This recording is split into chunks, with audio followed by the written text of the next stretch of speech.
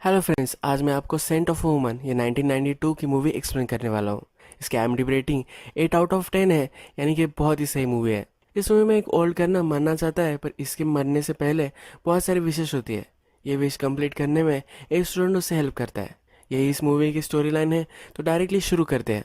Movie start होती है और हमें बड़ी सी एक स्कूल दिखाई गई है। ये पियरे नाम की स्कूल है और ये बहुत ही फेमस है। यहाँ बहुत स्कॉलर लड़के पढ़ते हैं। यहाँ हमें हमारा मेन कैरेक्टर दिखता है, इसका नाम चार्ली होता है। ये जो वीक होता है थैंक्स गिविंग का वीक होता है और सब स्टूडेंट्स अपने घर जाने वाले होते हैं। इसके बाद कुछ बिगड़े हुए बच्चे स्कूल के बाहर हमें दिखते हैं। उनका जो प्रिंसिपल होता है ये एक नई कार में आता है। इससे वो जलने लग जाते हैं क्योंकि मैनेजमेंट ने इसने अपना जॉब अच्छे से किया है, इसी वजह से उसे एक कार दी है। ये सब लड़के अपने प्रिंसिपल को हेट करते हैं। ये सब अब प्लान बना रहे होते हैं। इन्हें स्कीइंग के लिए इस थैंक्स गिविंग पर जाना होता है। जब चार्ली स्कूल से बाहर आता है तो इससे भी ये बात करने लग जाते हैं। इन लड़कों में से सबसे बिगड़ा हुआ हैरी जो होता है ये इससे कहता है कि तुम्हें हमारे साथ स्कीइंग आ सकते हो। चार्ली को जब वो वहाँ जाने का रेट बताता है तो चार्ली इसलिए मना कर देता है। चार्ली एक पुअर बैकग्राउंड से आता है, उसके पास इतने पैसे नहीं होते। थैंक्स गिविंग आने से पहले जो छुट्टियाँ होती है इसमें वो जॉब करने वाला है। उससे जो पैसे आएंगे इससे वो अपने घर जा सकता है। चार्ली इन सबको मना कर कर आगे चला जाता है। चार्ली फिर अपनी जॉब इंटरव्यू के लिए एक घर में आ जाता है। यहाँ जो लेडी रहती है उसके ओल्ड फादर होते हैं। यही हमारे कर्नल है। ये जो लेडी है ये अपने हस्बैंड के साथ जरा थैंक्सगिविंग पर बाहर जाने वाली है, पर इसके जो फादर है ये आ नहीं रहे। तो इसके फादर का ख्याल रखने के लिए चार्ली को ये जॉब दिया जा रहा होता है। वो अंदर जाने से पहले ही उसे कह देती है कि वो ज़्यादा कुछ क्वेश्चन पूछे तो इग्नोर कर देना। अब हमें कर्नल के पास चार्ली दिखता है। कर्नल जो है ये बहुत ही स्ट्रेट फॉरवर्ड, रूड, वुमनाइजर, इस तरह का कैरेक्टर हमें दिखाया गया है। जो लेडी होती है ये चार्ली को उसने पहले ही बोला होता है कि इसे सर मत बुलाना, पर चार्ली जब घर में जाता है उससे उसका नाम पूछा जाता है तो ये सर बोलता है। तो फिर कर्नल उस पर चिढ़ जाता है और कहता है कि मुझे कभी भी सर मत बुलाना। उसे कर्नल या फ्रैंक इसमें से कोई भी बुला सकता है, ये कहता है। कर्नल फ्रैंक जब चार्ली को देखता है तब उसे गेस करने लग जाता है। उसे पता चल जाता है कि पुअर फैमिली से आता है।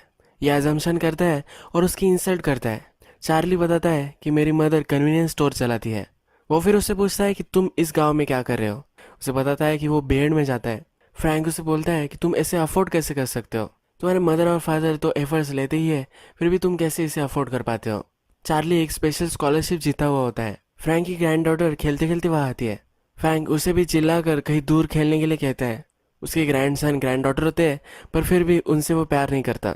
चार्ली जब बोल रहा होता है कि कैसे वो यहाँ रहना अफोर्ड कर सकता है, तो फ्रैंक बोर हो जाता है। फ्रैंक कहता है कि क्या तुम मुझे पेट्रोनाइज करते हो, यानी कि कितना स्ट्रगल तुम कर रहे हो ये मुझे बता रहे हो। ये आर्मी में कर्नल ही था, तो कहता है कि तुम्हारे जैसे मैंने बहुत देखे हैं, इन्हें मैं कड़ी पनिशमेंट देता था। ये कहकर उसे वो डिसमिस कर देता है। चार्ली फिर घर में जाता है। फ्रैंक की जो बेटी होती है उससे मिलता है। उसे कहता है कि मेरा इंटरव्यू अच्छा नहीं गया, मुझे नहीं लगता मुझे जॉब मिल सकता है। फ्रैंक की बेटी कहती है कि तुम ही तो इस इंटरव्यू के लिए आए हो, तुम्हें ये जॉब लेना पड़ेगा। $300 हम तुम्हें देंगे, ये बहुत ही ईजी जॉब होगा।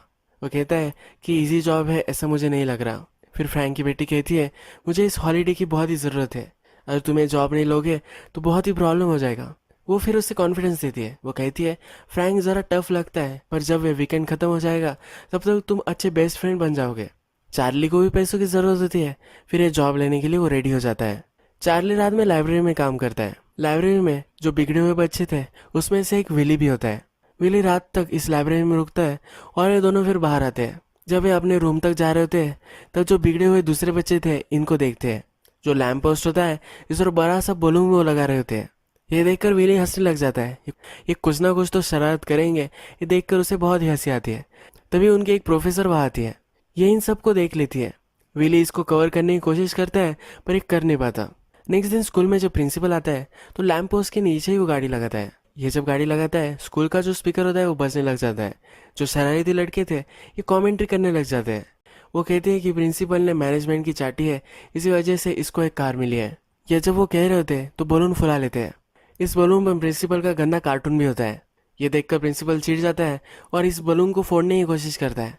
जब ये फोड़ता है तो इसमें बहुत ज़्यादा पेंट होता है। इस पेंट से ये कार पूरी खराब हो जाती है। इसके बाद हमें डायरेक्टली प्रिंसिपल के ऑफिस में विली और चार्ली ये दोनों दिखाए गए हैं। टीचर ने इन दोनों को देख लिया था, पर जो लड़के थे इन्हें वो देख नहीं पाई थी। अब प्रिंसिपल इन दोनों से पूछता है कि कल रात क्या हुआ था, मुझे सब कुछ बताओ। ये दोनों कहते हैं कि हम सही से देख नहीं पाए। फिर विली को प्रिंसिपल अपने ऑफिस से निकाल देता है। इसके बाद वो चार्ली से बात करने लग जाता है।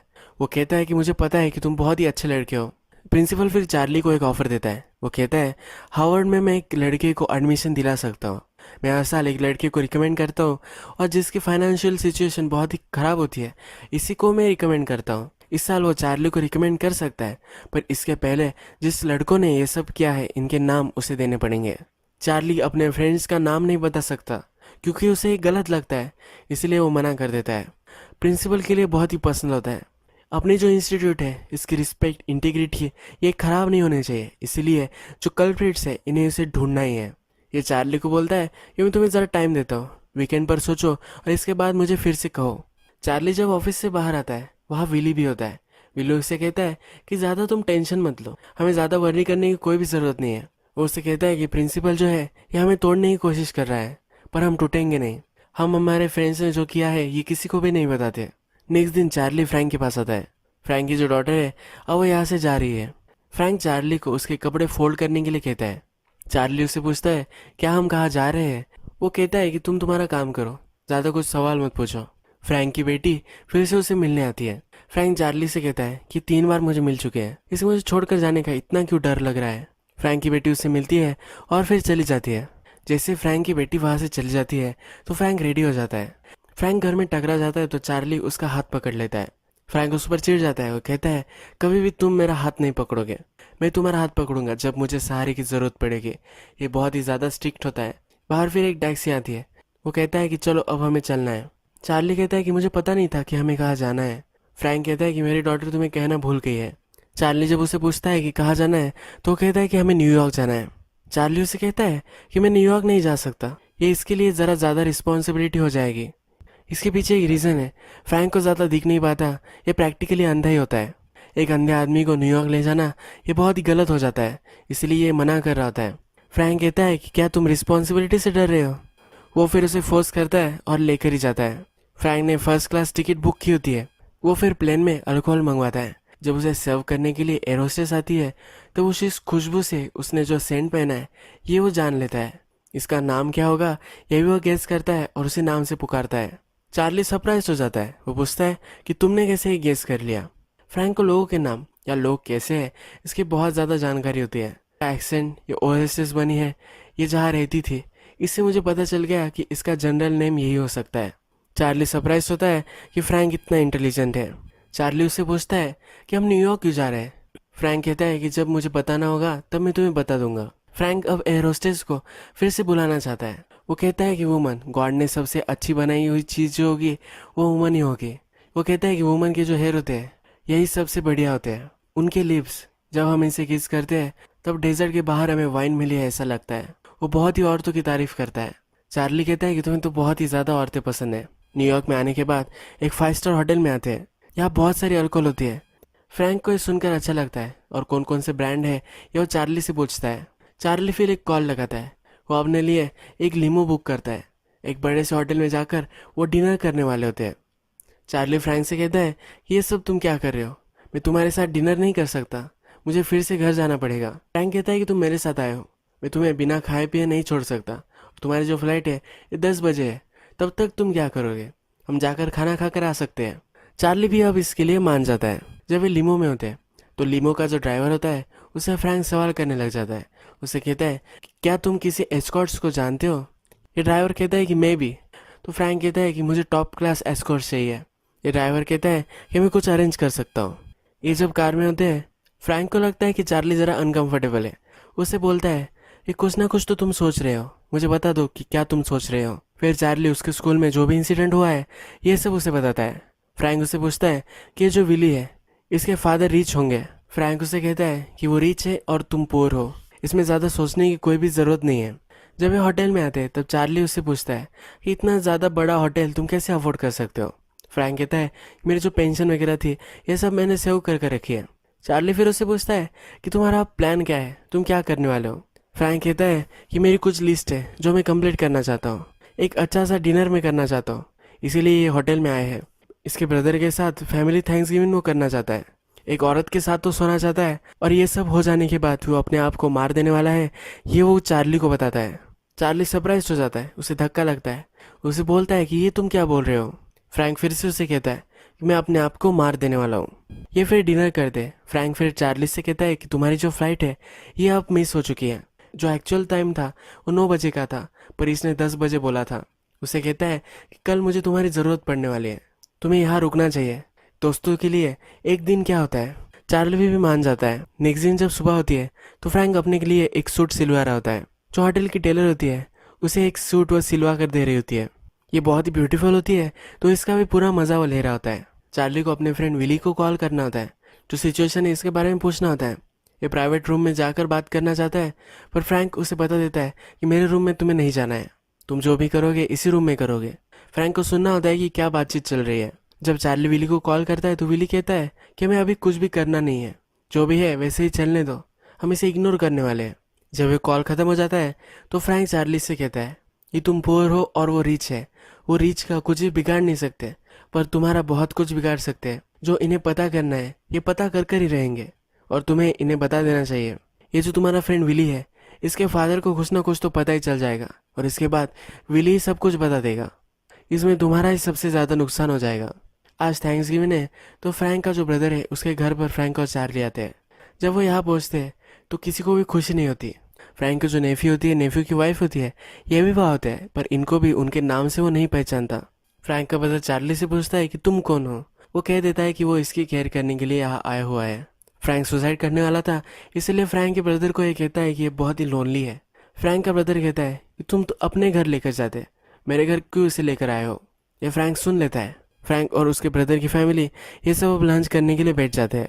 लंच टेबल पर फ्रैंक की जो वॉर स्टोरीज होती है ये वो सबको सुनाने लग जाता है। फ्रैंक का जो नेफ्यू होता है ये फ्रैंक को बहुत ही हेट करता है। ये उसे कहता है कि तुम तुम्हारी फैमिली को भी नहीं जानते, हम कौन है, हमारा नाम क्या है, ये भी तुम्हें नहीं पता है।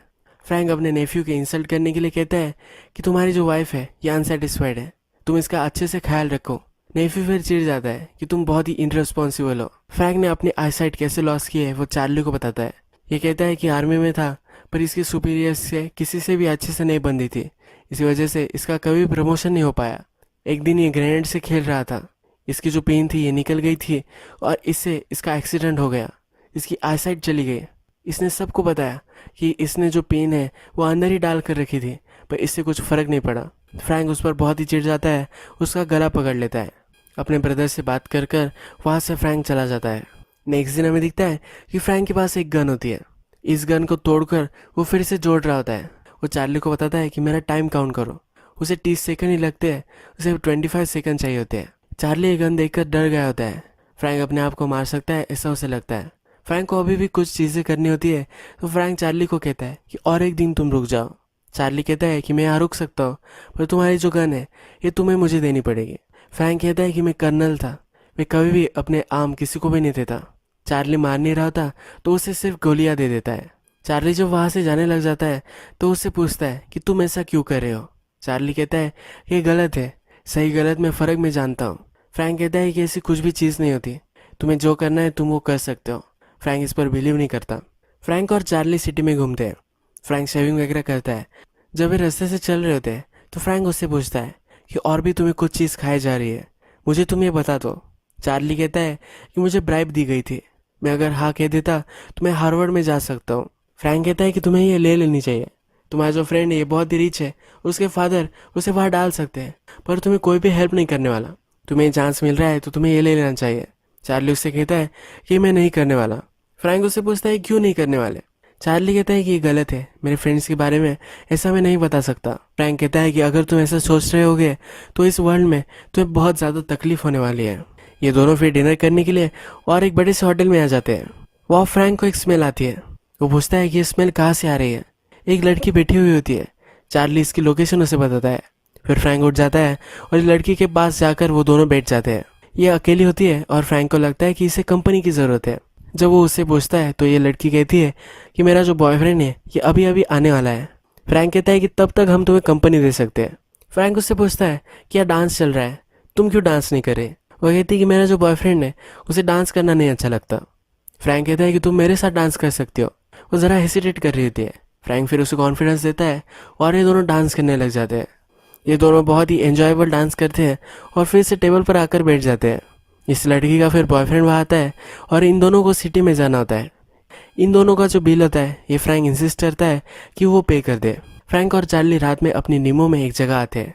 एक होटल होता है। फ्रैंक ने अपने ड्राइवर को बोला था कि उसे एस्कॉर्ट की ज़रूरत है। ये इसके पास अब आ चुका है। चार्ली गाड़ी में रुकता है और फ्रैंक इस औरत के साथ सोने के लिए जाता है। फ्रैंक जब गाड़ी में से अपने फ्रेंड को कॉल लगाता है तो उसे पता चलता है कि विली ने अपने फादर को बता दिया है।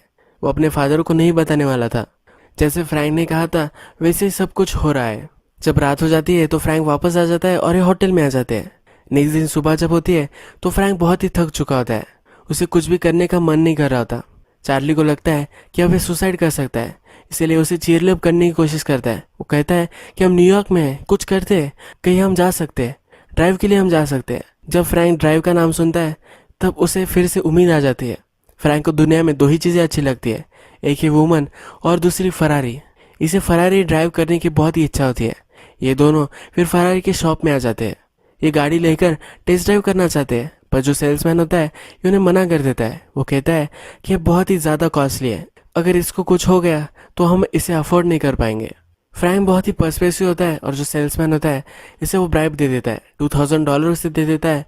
उसके बाद ये ड्राइव करने के लिए गाड़ी को बाहर लेकर जाते हैं। चार्ली ये गाड़ी बहुत ही स्लोली स्लोली चला रहा होता है। थोड़ी देर बाद एक सुनसान जगह पर वो आ जाते हैं और अब फ्रैंक गाड़ी चलाना चाहता है। फ्रैंक को कुछ दिख नहीं पाता तो चार्ली को बहुत ही डर लग रहा होता है। फ्रैंक को कुछ भी फर्क नहीं पड़ता और इस गाड़ी का जो मशीन है इसको उसे फील करना होता है।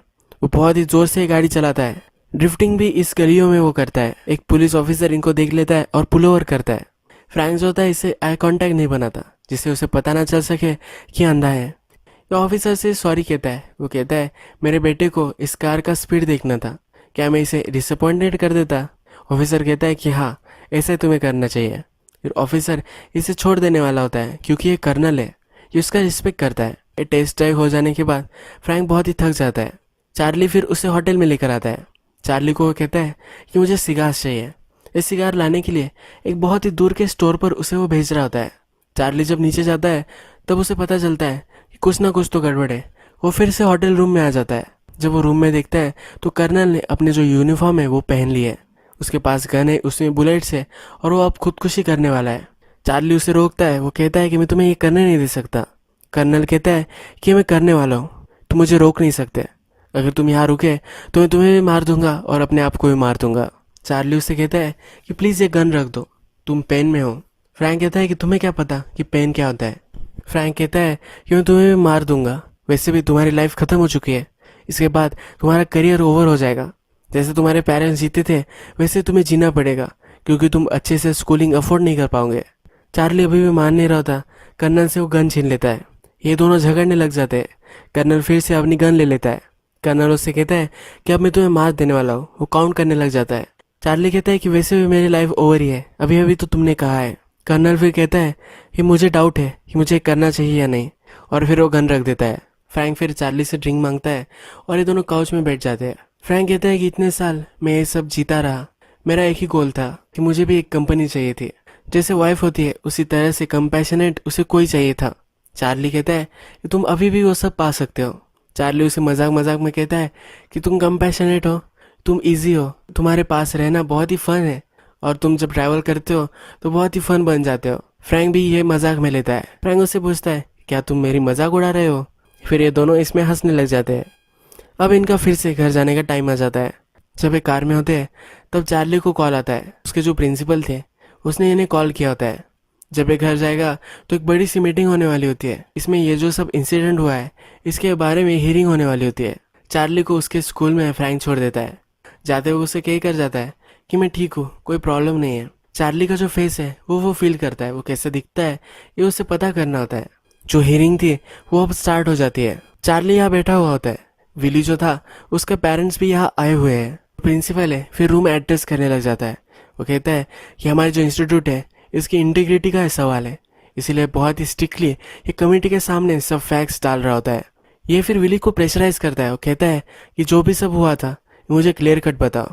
विली कहता है कि मेरे कॉन्टैक्ट लेंसेज जो थे वो ऑन नहीं थे, मैं कुछ भी बता नहीं सकता। उसे बहुत ज़्यादा प्रेशराइज करने के बाद अपने फ्रेंड्स के नाम वो बता देता है।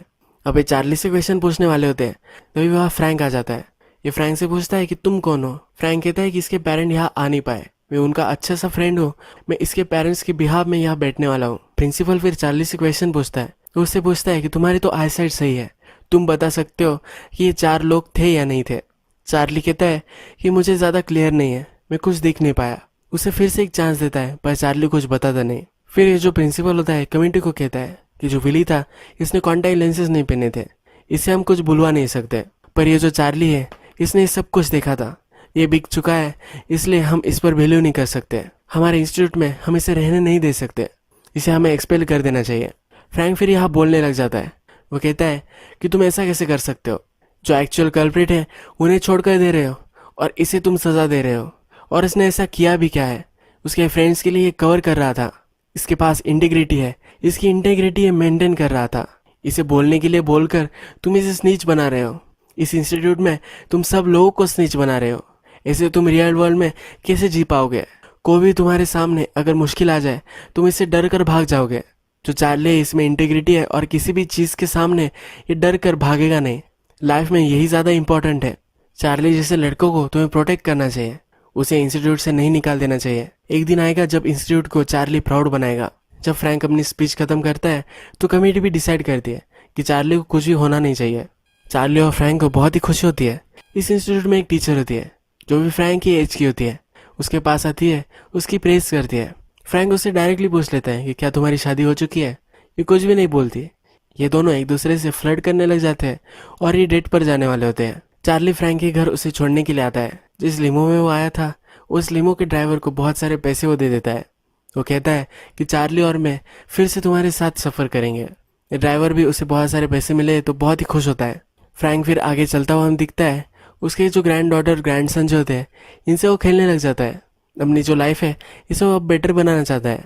चार्ली भी देखकर खुश होता है और यही मूवी खत्म हो जाती है।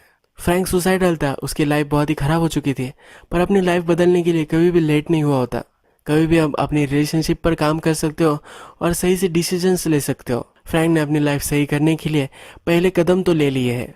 उसकी जो चार्ली के साथ रिलेशनशिप है यह भी अब इटर्नल हो चुकी है। ये ब्यूटीफुल मूवी एक अच्छे मैसेज के साथ यहाँ खत्म हो जाती है। अगर आपको ये वीडियो अच्छा लगा होगा तो प्लीज़ इस वीडियो को लाइक कर दीजिएगा। मैं बहुत सारी मूवीज़ लेकर आता रहता हूँ, तो प्लीज़ इस चैनल को सब्सक्राइब कर दीजिए और बेल नोटिफिकेशन आइकॉन भी दबा दीजिएगा। हम फिर से मिलेंगे और एक मूवी के साथ। तब तक के लिए थैंक यू और आप अपने आप का ख्याल रखिए।